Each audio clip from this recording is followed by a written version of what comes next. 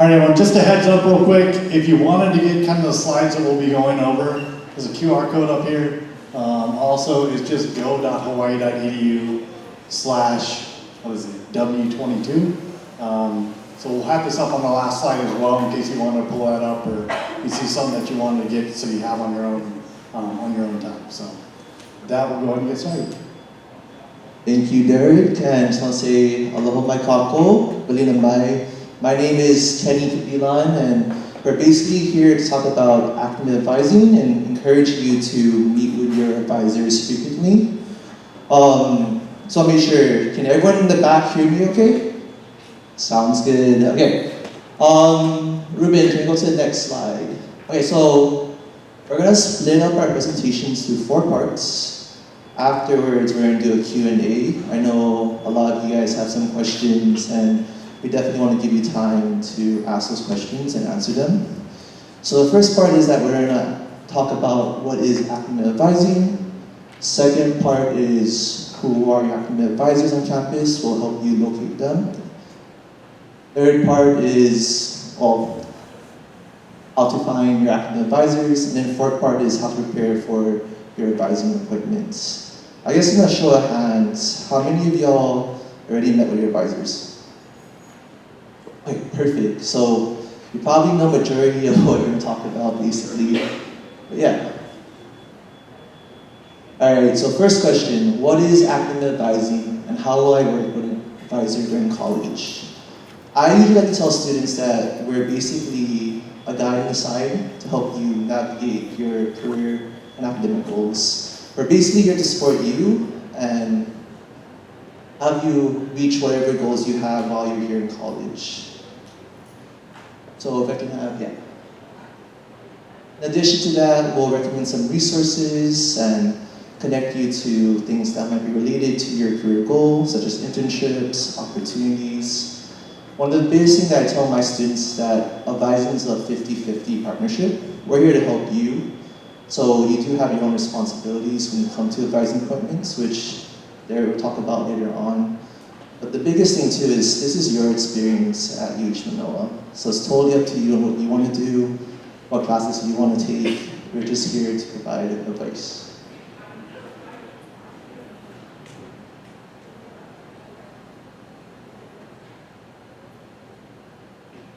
Basically, here's a little diagram that we advisors like to show to our students, and just to describe what we do in advising. Our goal is to connect what you learn in your course, apply it to different opportunities outside of campus, and eventually, with what you learn and what you apply, you can connect that to your next steps after graduation. Usually that's working or going to grad school. So who are your academic advisors? Here at Mānoa, we have a bunch of different schools and colleges, exactly 15. I'm actually from the College of Natural Sciences. I work in the Department of Information and Computer Sciences. I'm an advisor for all students interested in programming, security science. My colleague Derek, he works for the College of Arts, Language and Letters. You're the director, correct? Yeah. As I mentioned, here's the list of the different schools, colleges that we have here on campus.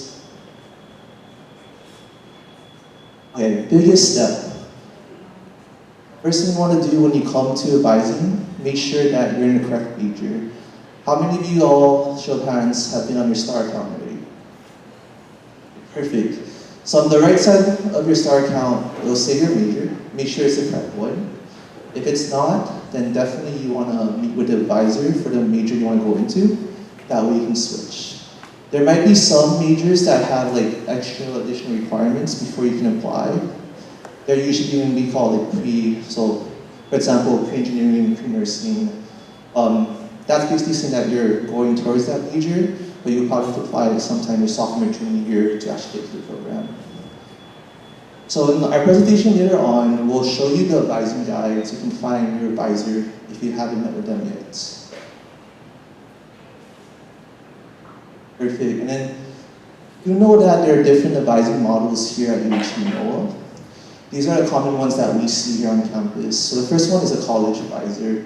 Basically, a college advisor helps you with everything related to your general education requirements and anything related to UH Mānoa, financial aid, things like that.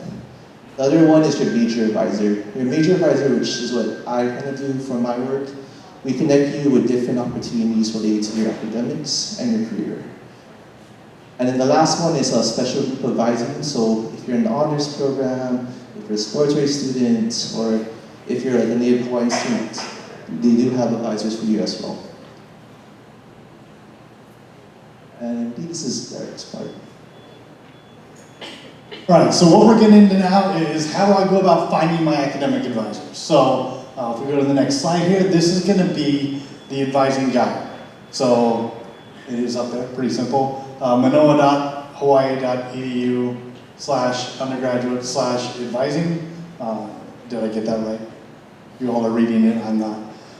So pretty simple to understand there, but basically when you get into that, you'll get to something that looks like this. It's going to show you the different types of majors and things like that. But honestly, you're probably looking at it going, I don't know, where's my major fall? Is it a humanities? What's a humanities? What's a social science? What's a STEM? Like, I'm not studying about plants, it's not that STEM. So anyways, that's what we're looking at. We'll go to the next slide because the easier way to look at it is actually there's an A to Z version of it. And then if you go to the next one as well, it's simple because when you get there, you click on this top part that's circled in red that says A to Z majors. And then you can look up your major alphabetically, see about what's going on. So when you find the major, you'll click on that and then go ahead and continue. It's going to tell you the details here. So it's going to tell you that this is in a particular college or this is in a particular area. It's then going to tell you where that location is. It's going to give you the website. It's going to give you the email contact. So you're going to have all the contact information right there, easily at your fingertips to know to contact the right person for your particular major. All right, so next thing that we want to know is how do you actually then prepare for those appointments?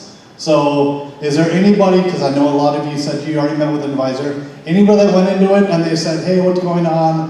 How's it going? What questions do you have? And your answer was, I don't know, I'm new.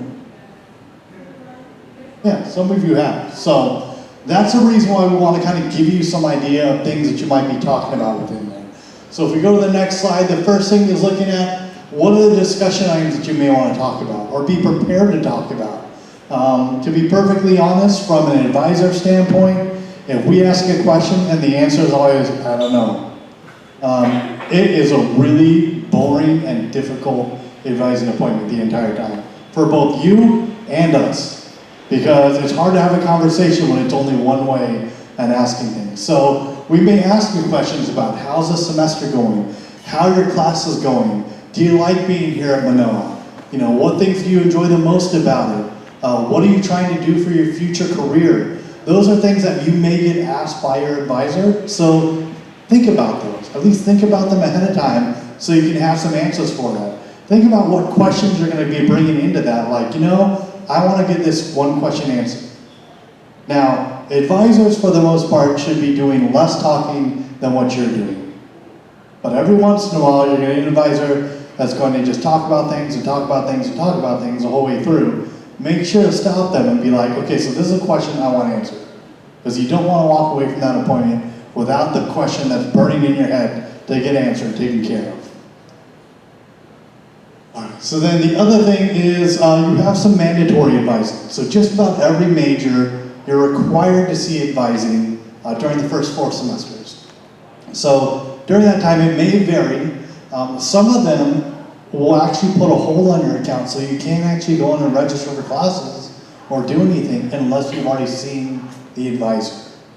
So that's why it's important to kind of make sure you pay attention and talk to them to see, hey, am I going to have a hold on here? And mind you, anybody that's putting a hold on there is generally sending you an email to say, hey, you're going to have a hold on your account, or you have a hold on your account, set an appointment with me so that we can go ahead and set that up and get that cleared for you to register. So that's going to vary slightly by college, by major, but it's definitely something you're going to need to know so you can be clear and ready to go once your registration date comes around. Because the last thing, and this happened especially to a lot of first semester freshmen, is they'll go into it and then they come and go, here's my registration date. How come I couldn't get into my classes? And then they realize, oh, there's some hold on here. It says I need to meet with my academic advisor. In fact, it tells me what the phone number is or contact information to reach out to them. But I haven't done that yet. And now I gotta wait another week to actually see them, and then I can register. Every day that you wait to register, the classes fill up more and more. So you wanna take advantage of that first priority to be able to register on time. Some of you may have dealt with that if you decided late to attend here. That a lot of courses filled up already, and then you were trying to find, well, what's still up? What can I still take to get a full schedule? So that's what we're trying to avoid, because you're going to get priority over other students. So brand new students coming here are going to register after you've already registered. So that's why it's important to know that. And as you move further along in your career, you'll have an earlier and earlier date that you can start registering. So it gives you priority as you get closer to graduation. All right, so then the other things are just understanding some of the responsibilities that you're going to have. So, you know, what do you need to do as a student? So some of the responsibilities that we have is just to make sure you're seeking advising on a regular basis. Raise your hand if you think you know when you're supposed to see an advisor. Okay, that's what I thought. Anybody want a tip on it? That's easy. Raise your hand if you know when Halloween is. I'm really disappointed that so few hands are up. Can anybody tell me or yell out the day? October 31st. All right. So here's the way I phrase it. October 31st is Halloween. If you haven't started thinking about meeting with your advisor by then, you should start to get a little scared. Registration will begin in mid-November. So if it may take a week or two to see your advisor, you don't want to wait too long past that Halloween date.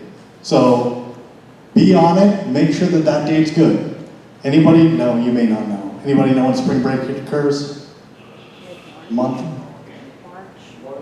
March. Same deal. If you're in the middle of spring break and you haven't started thinking about those things yet, your break is over. At least set up your appointment to be able to do that whenever you get back. That way you're on time for it. You've looked at all these things ahead of time, and then that way when you go to register, you've already done everything you need to, clear all the holds or random things that are on there. And sometimes there are some holds that you didn't expect on there, like, what the heck, why do I have this financial hold? I don't know, maybe it's $180 in parking tickets that you just got and didn't pay yet. So, who knows? A lot of things that you need to pay attention to, so that's why it's important. One of those other holds, if you have not seen it yet, is also to make sure that you get your final high school transcript in. So many of you, when you applied in, sent in a transcript, you got in, you said, awesome, I'm in, and then just didn't bother thinking about it from there. You won't be able to register for your second semester unless they've got your final transcript that actually says you graduated high school. So a lot of times that's forgotten, and not to knock on them too much, high schools aren't always the fastest in producing a transcript and getting that out. So that's why at this point you're probably thinking, I'm already graduated. If you haven't done it already, put in the request now. Saves you a heck of a lot of heartache later on in trying to deal with it. All right, so other things that we have, just some other responsibilities. Understand the documents that are there. And I know it's kind of a pain if it's like, hey, understand the catalog. If you ask me what's all in the catalog, I couldn't answer that. I'd say, I don't know, it's 400 and 600 pages of policy that's in there. I'm not going to be able to answer that. But I sure as heck am going to know how to find the information in there. So same thing from your end. Like, if there's a question on there, like, it's all online, there's a search bar on there. You can just search for what you're looking for, find the answer, and then get in the right shape for it. So understand those things, understand if there are things that are differently. What type of person do you think is the most populous as far as advisor? Like somebody in the college or somebody from the university? What type of person do you think gives the most advice for advising?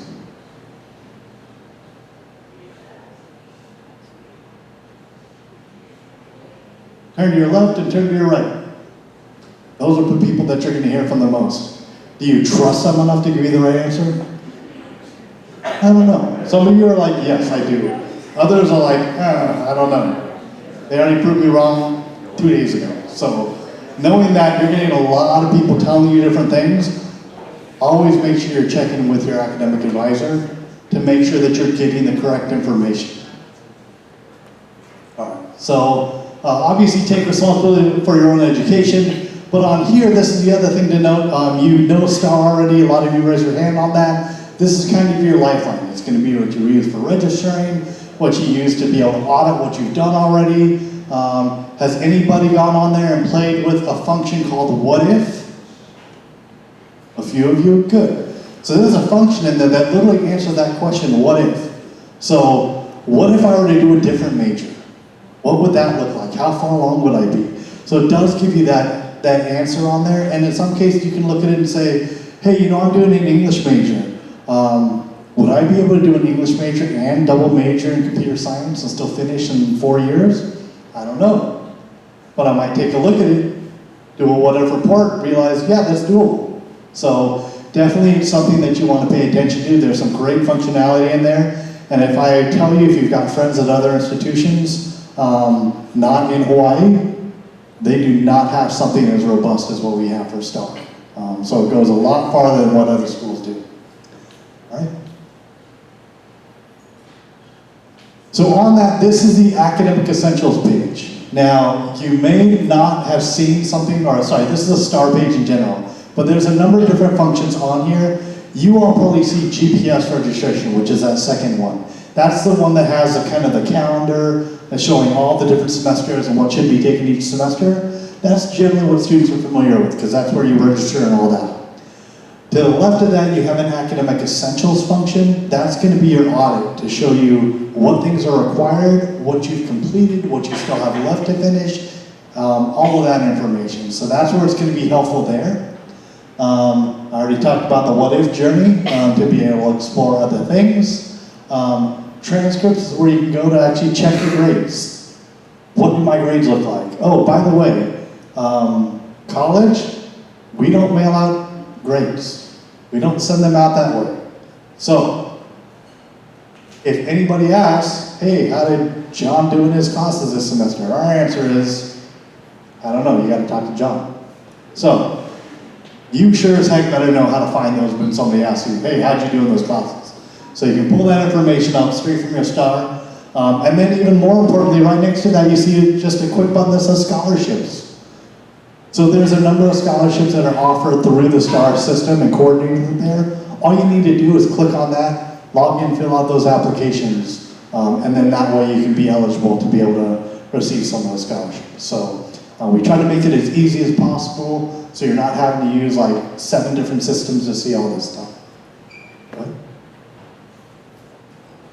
All right, and then on registration, when you're looking at classes, this is going to be what it looks like. You've probably all seen this. So it's going to show you on the middle section here, all the course options on there. When you select one, like it's done on the top one, it will show you on the right-hand side when that course is actually meeting. On the left-hand side, you can sort it out to be able to say, I'm looking for Monday, Wednesday, Friday courses, or Tuesday, Thursday courses, or courses after 9 a.m., or courses before 10 a.m. Whatever it is that you're trying to limit on there, you can make those restrictions. Obviously, the more limitations you put, the less courses that are going to pop up there. One of the other functions that is for some reason not defaulted, but I'll just point it out, is if you look, you can't really see here, but above the little blue search bar, right above that, it says show other, or show more filters. And what that does is when you do that, it'll give you some of those categories that aren't easily found. So things like writing intensive courses, Hawaiian Asia Pacific courses, ethical issues courses, oral communication courses. Those are all things that you need. And you may have even heard from an advisor that said you should overlap that with another requirement. So that way you can look it up and be like, I'm looking for a social science course. So I've got that list of social science courses. But is there one that's also a Hawaiian Asia Pacific course at the same time? And then that way it will filter to show you what's going on. There's also one, especially for the folks in this room, right above that, there's a little box that says hide classes with prerequisites. It's a great button for you. Because most of you have not completed a whole lot of courses, if any, so you probably have not met prerequisites. So why even show me options if there's no way I'm going to register for it, because I haven't taken the other course to get into it. So makes it easier to sort and filter out the course that you need to have. So pay attention to that as well. Will help kind of build your schedule up as far as what you need to do for it. Go ahead.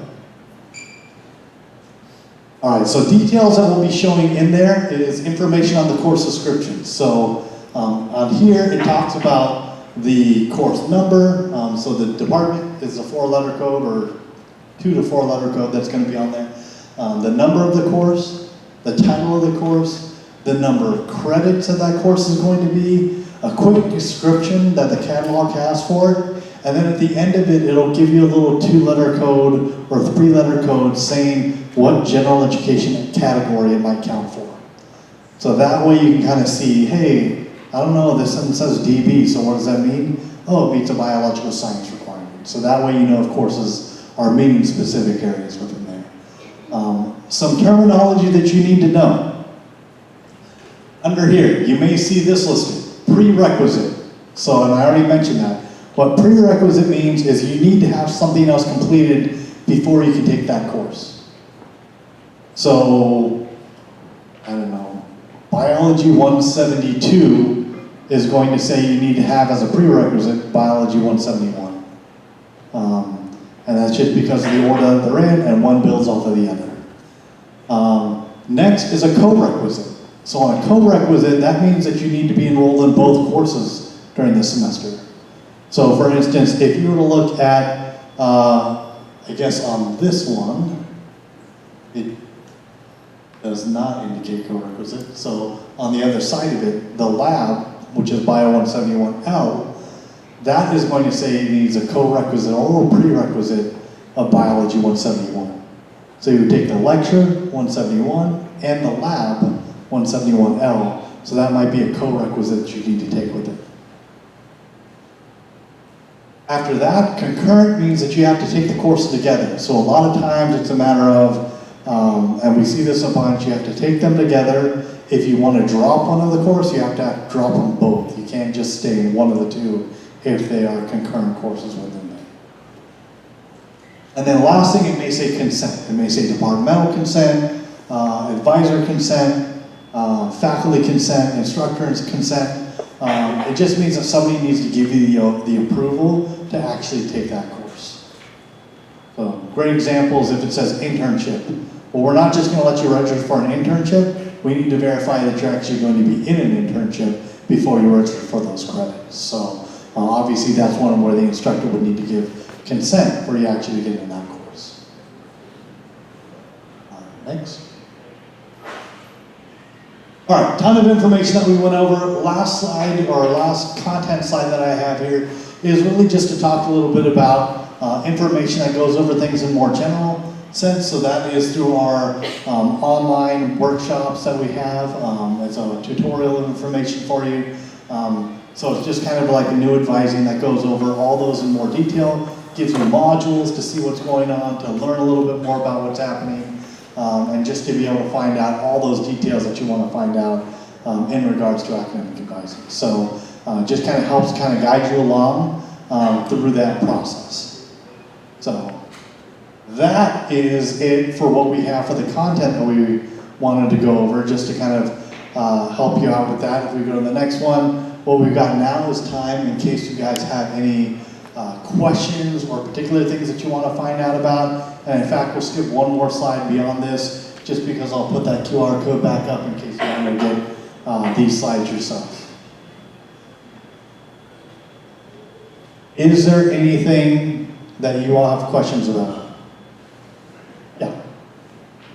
I have one of the classes that says not in plan for majors, and I know that affects my FAFSA. Do I have to talk to the people who are associated to the engineering side, or can I talk to any advisor teaching to that? All right, so you will need to talk with your engineering advisor about that.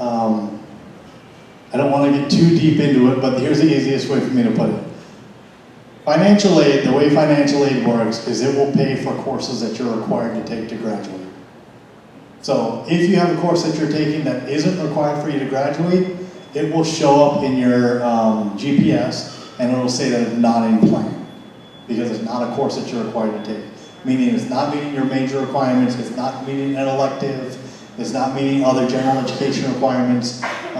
So if that's the case, one of the things to note is that financially, I don't know if anybody has ever heard or if you've had explained to you Mānoa's tuition cap. Raise your hand if you know what that means when I say tuition cap. Okay, that's what I figured. I thought I saw a hand, but it was somebody taking off something, so close enough. All right, so what it is that the tuition cap, basically within college courses, you're paying for the credits that you're taking. So if you're in a 1 credit course, you're paying for 1 credit. If you're in a typical 3 credit course, you're paying for 3 credits. If you're enrolled for a total of 12 credits, you're paying for 12 credits. Now, we cap that at 12. So if you're taking 18 credits, you're paying the same amount as somebody who's paying for 12. Because we don't charge you beyond 12 credits. So when it comes to financial aid, the key number on there, even if you have a non-in-plan course, is that you've got at least 12 credits that are showing as in your plan.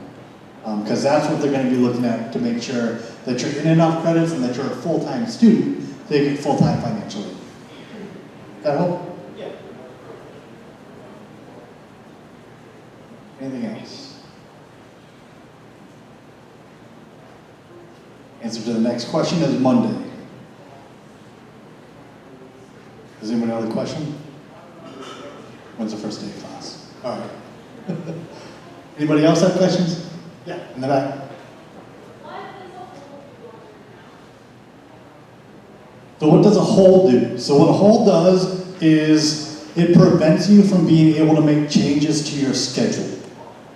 So it's basically a way of saying you need to see somebody or you need to take care of something before we allow you to continue on. So a lot of times it's a matter of when you see a hold, it can be for an advising reason, it might be for a financial reason that you've got money that you owe. It might be a case for maybe a lot of you that you've got an immunization, that you haven't submitted. Right now, a lot of you probably have a hold on there, or it says hold on there, that says, well, it's not really a hold yet, but it's basically saying, hey, tuition's due tomorrow. And the reason why I'm saying that is because that way you'll know anytime after tomorrow, if you haven't taken care of that and gotten that arranged yet, then a hold's going to be on there and you can't make any adjustments. So even if you show up to a class and are like, yeah, I need to switch to a different course, you can't add that new course because you haven't taken care of the financial stuff that's on there. So it will warn you, upper left-hand corner in star, or on the very top of star, you're going to see a little red piece that will say, view holds, or it'll say that you have a hold. If you click on that, it'll tell you the details of what that hold is about and who to contact to be able to take care of that. So it's just something to be able to prevent you from being able to do the actual registration changes and actions until those whole things are taken care of.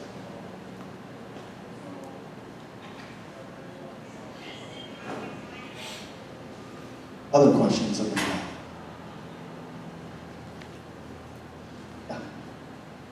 So I don't know if you ever had any people have experiences where financially who are on the VA benefits kind of side. A lot of VA tells you that, oh, you're good to go.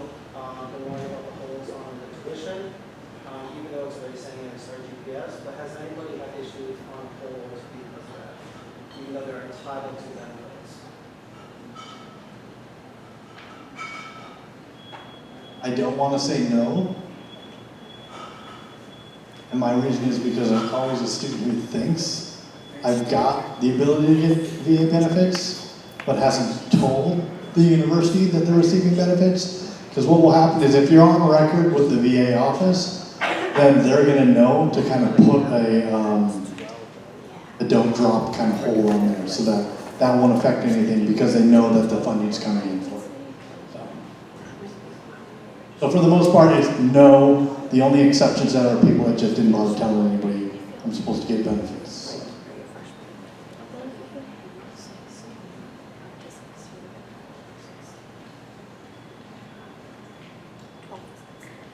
All right, other things.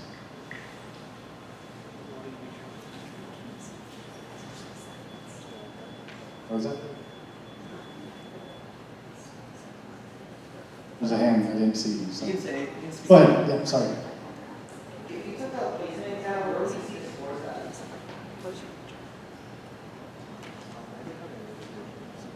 So it should show up on your transcripts area when we're showing that kind of information where you can look at the courses. It should go there. Not every placement exam puts scores up there. So that's what's weird. It just depends on the area. Like some of the language areas, they don't put a score up there. They just kind of inform you directly and say, here's what you can register for. So, but some of the other ones like math, it'll put an actual score in there, which then allows you to register the next for the appropriate level course.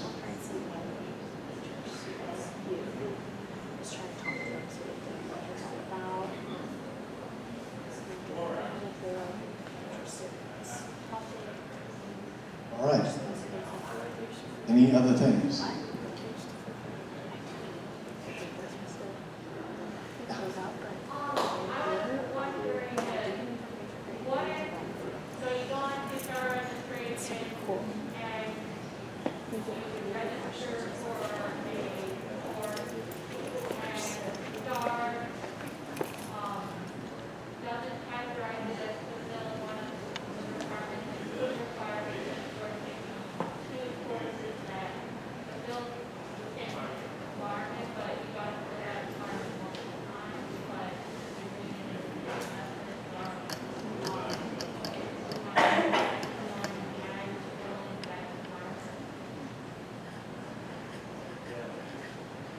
Oh yeah, that's a good question. There's some classes that, well, the requirements usually require like 3 credits, and there's some classes that are only 1 credit.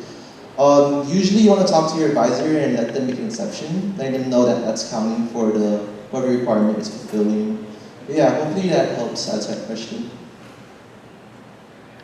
Sounds good. Any other questions? You can take your time. We have 30 minutes. Guy in blue, or person blue.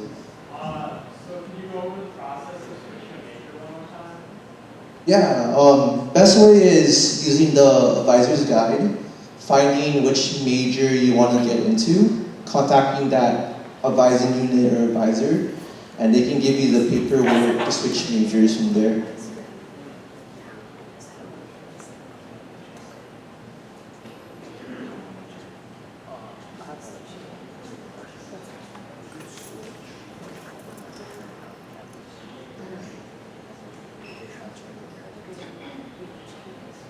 Any other questions? Take your time.